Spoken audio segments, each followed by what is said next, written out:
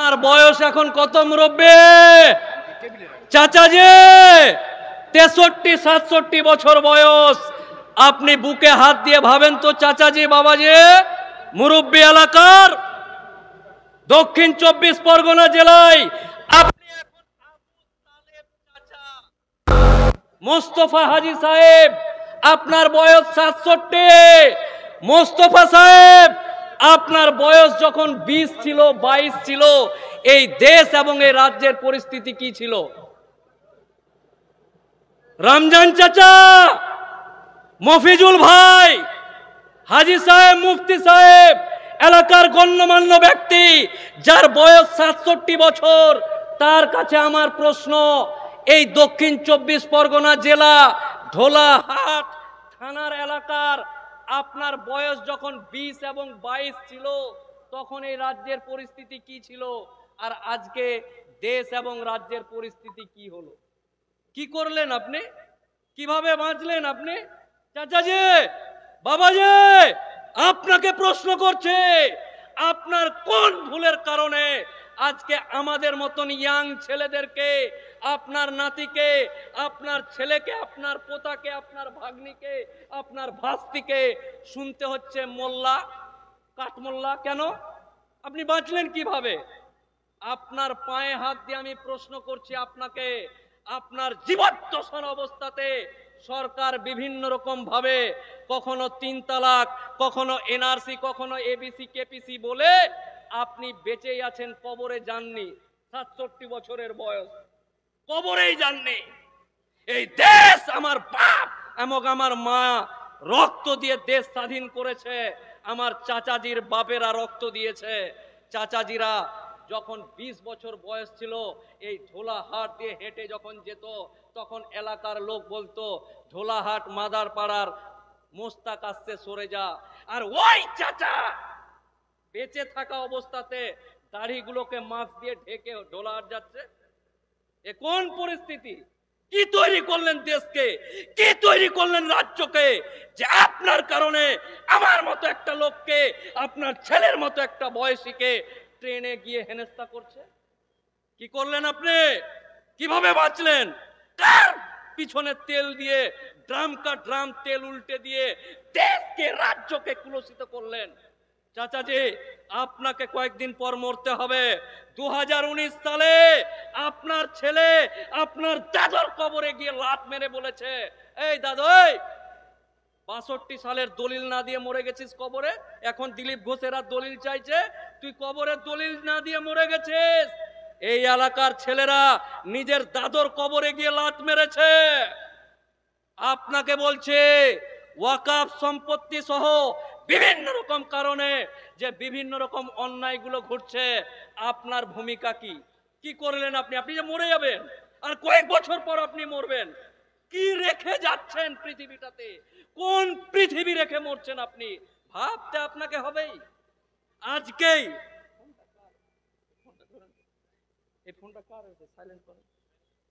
আজকেই বাড়িতে গিয়ে চিত হয়ে আকাশের দিকে মুখ তুলে ঘুমিয়ে যখন ভাববেন যে উকিল সাহেব এসেছিল, নাকটা বড়, গাল নেই, ঠিকই তো বললো যে আমার 22 বছর অবস্থাতে দেশের রাজ্য বিভিন্ন রকম ছিল, আজকে এই হয়ে গেল।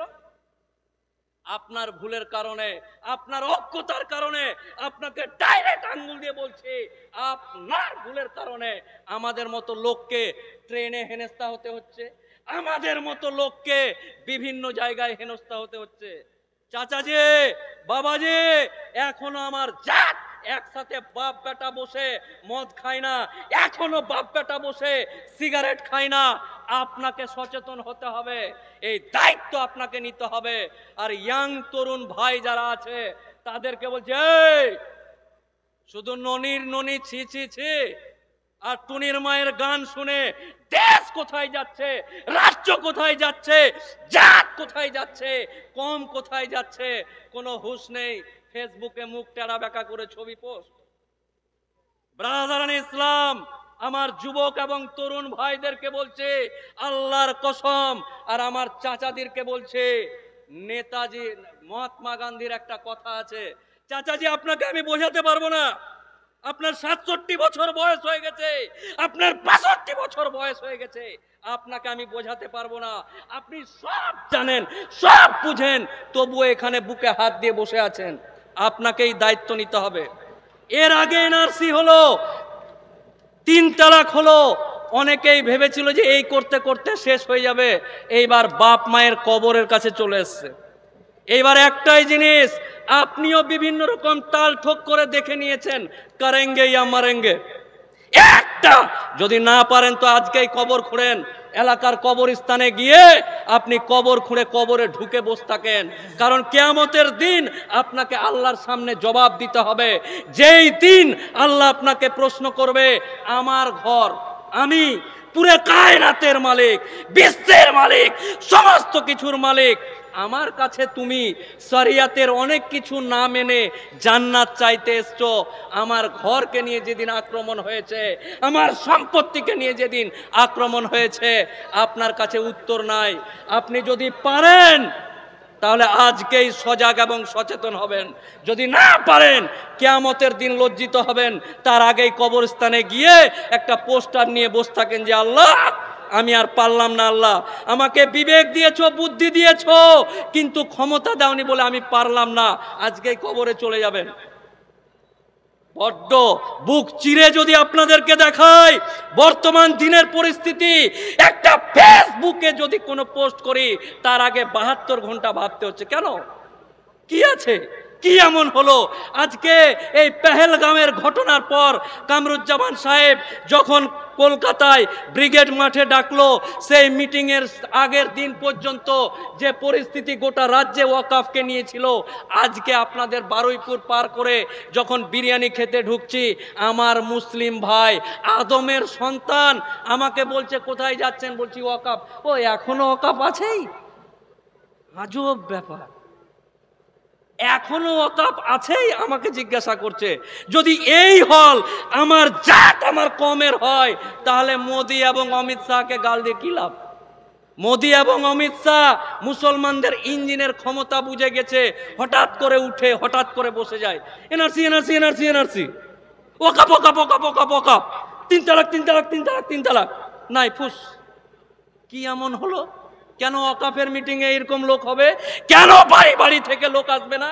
এই জাতিকে প্রশ্ন করব না? এই জাতের মানুষ, এই জাতকে বাঁচাতে গিয়ে বিভিন্ন জায়গায় বিভিন্ন রকম শিকার হচ্ছি। আর আমার জাত এখানে নিজের সম্পত্তি বাঁচাতে, আল্লাহর সম্পত্তি বাঁচাতে উপস্থিতির সংখ্যা দেখেন। কার জন্য, কিসের জন্য? আমি ভাইকে বলেছিলাম যে আমি মিটিং করা বন্ধ করে দিয়েছি, আর মিটিংয়ে যাব না। যার জন্য কাঁদি তার চোখে নাই পানি, কি দরকার আছে? থাক।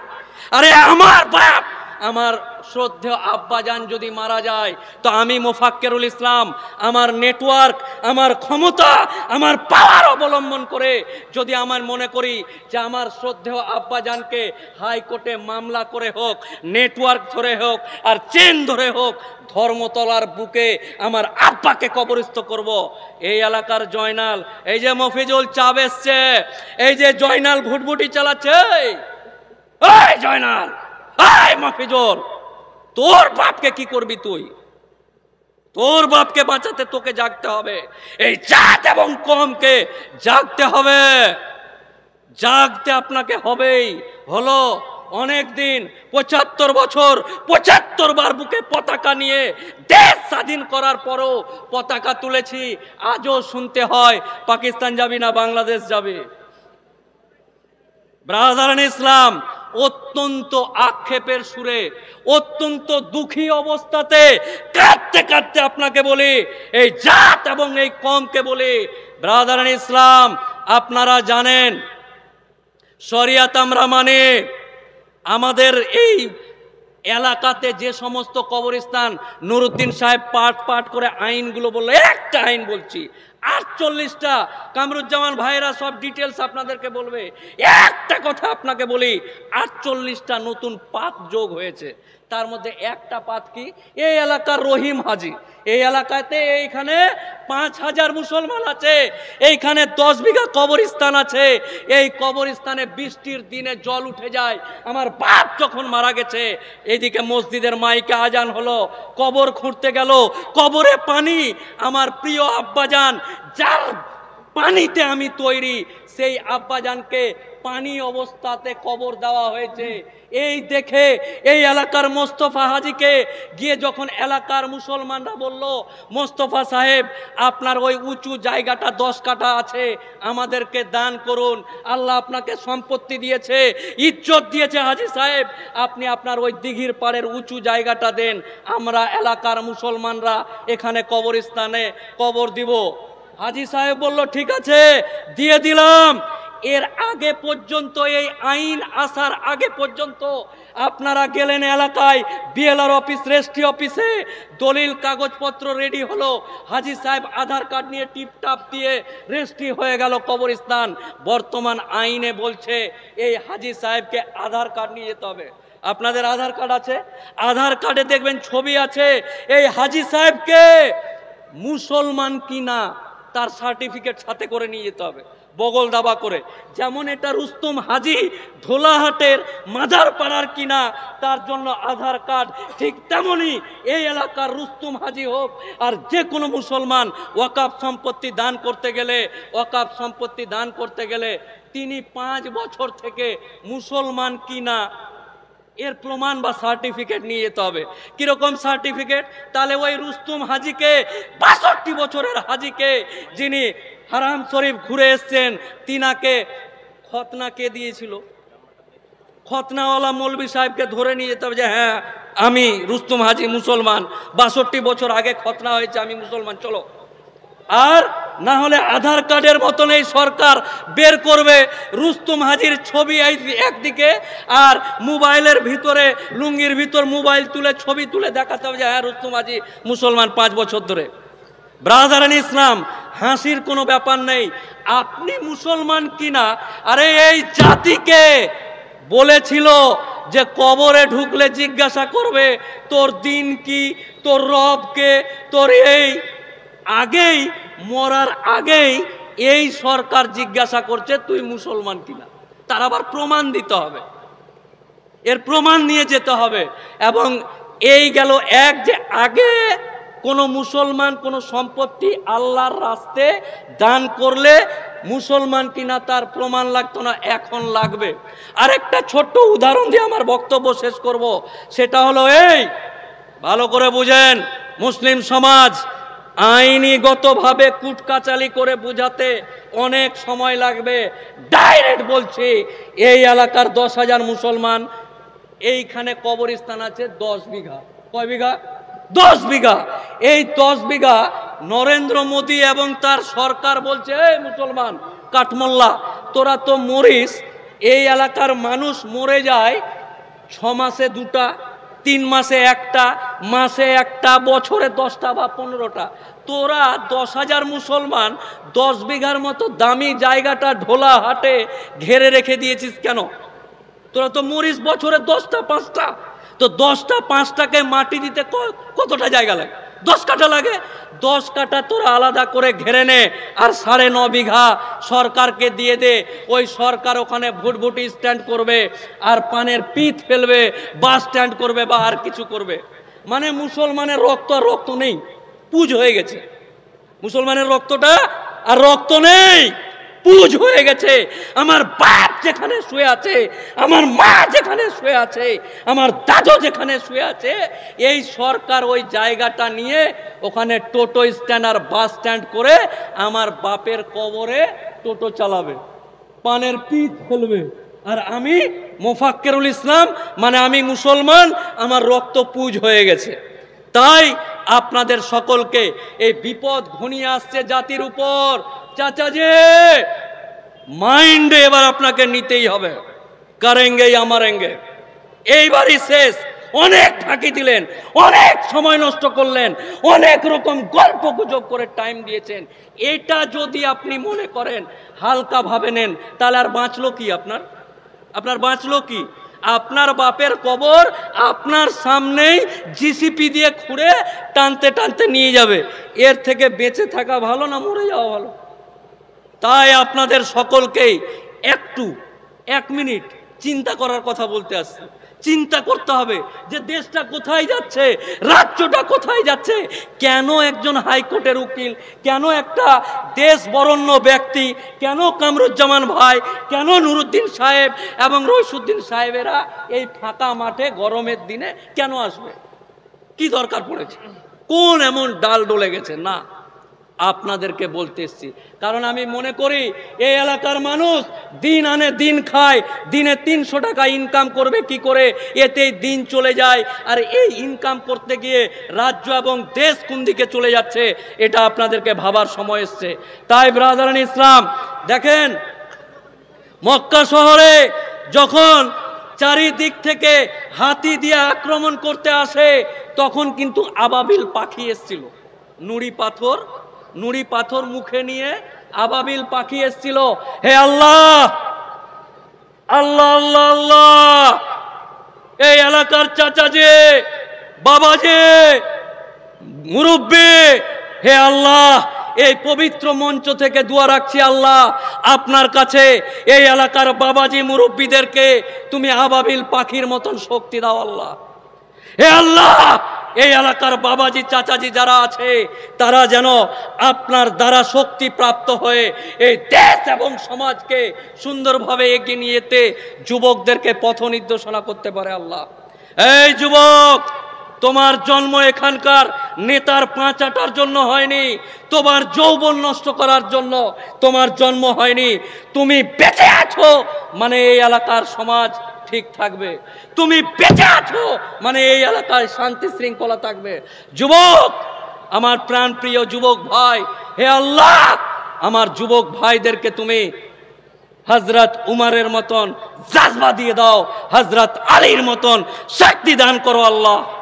হে আল্লাহ, এই এলাকার ভাই এবং মুরব্বী যারা আছে তাদেরকে আপনি স্বয়ং নিজ হাতে এই দেশ এবং সমাজকে আপনার সম্পত্তিকে বাঁচাতে যেন তারা ঝাঁপিয়ে পড়তে পারে এই শক্তি তুমি দান করো আল্লাহ।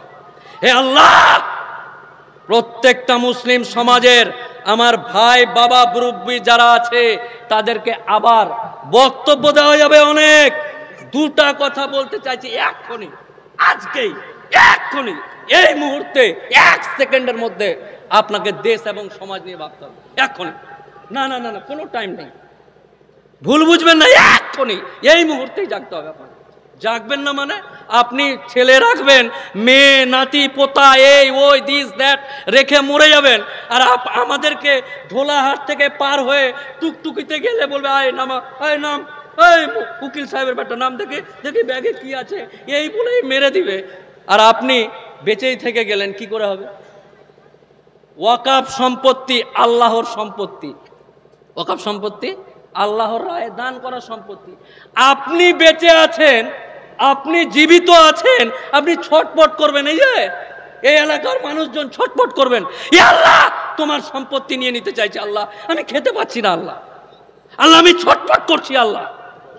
তাই নির্দিষ্ট পদ্ধতিতে বুজুর্গ যারা আছে তারা আপনাদেরকে দিক নির্দেশনা দিবে, সেই দিক নির্দেশনা অনুযায়ী যেভাবে যা করতে হয় করেঙ্গে ইয়া মারেঙ্গে। না না, আর বেঁচে থেকে লাভ নেই, কোনো লাভ নেই। খেলাম আর বাঁশতলায় গিয়ে ঝাড়লাম, কোনো লাভ নেই। তাই করেঙ্গে ইয়া মারেঙ্গে, এই আইন বাতিল না হওয়া পর্যন্ত মাথায় কাফন বেঁধে ইনশাআল্লাহ আগামী দিন এই আইনের প্রতিবাদ আপনাকে করতে হবে। আবার মহান আল্লাহ তাআলার কাছে এই মুরব্বী এলাকার বাবাজিদেরকে মহান আল্লাহ তাআলার কাছে দোয়া চেয়ে এবং আমার ইয়াং এবং তরুণ তুর্কি ভাই যারা আছে তাদের কাছে আল্লাহর কাছে দোয়া চেয়ে হযরত আলী এবং হযরত উমরের মতন জজবা দান করো আল্লাহ। এবং আগামী দিন আপনার রহমতের দরজা থেকে আমার ভুলের কারণে, আমার বাপের ভুলের কারণে, আমার দাদুর ছেড়ে যাওয়া ভুলের কারণে হে আল্লাহ আমাদের এই সমস্ত মানুষের কাছ থেকে তুমি রহমতের দরজা উঠিয়ে নিবে না আল্লাহ। হে আল্লাহ, আমরা ক্ষমা চাইছি আল্লাহ তোমার কাছে। আমরা অপারক আল্লাহ, আমাদের শক্তি দিয়ে যা যা করণীয় তা করতে রাজি আছি আল্লাহ, ইনশাআল্লাহ আমরা রাজি আছি। নারায়ে তাকবীর, নারায়ে তাকবীর, আরো জোরে নারায়ে আল্লাহু আকবার, আল্লাহু আকবার, আল্লাহু আকবার, নারায়ে তাকবীর, আল্লাহু আকবার, নারায়ে তাকবীর, আল্লাহু আকবার, নারায়ে তাকবীর, আল্লাহু আকবার। ওয়াকফ আইন মানছি না, মানছি না, মানবো না, ওয়াকফ আইন মানছি না, মানবো না, মানছি না, মানবো না। নারায়ে তাকবীর, আল্লাহু আকবার। সকলে ভালো থাকুন, আসসালামু আলাইকুম। শুকরিয়া।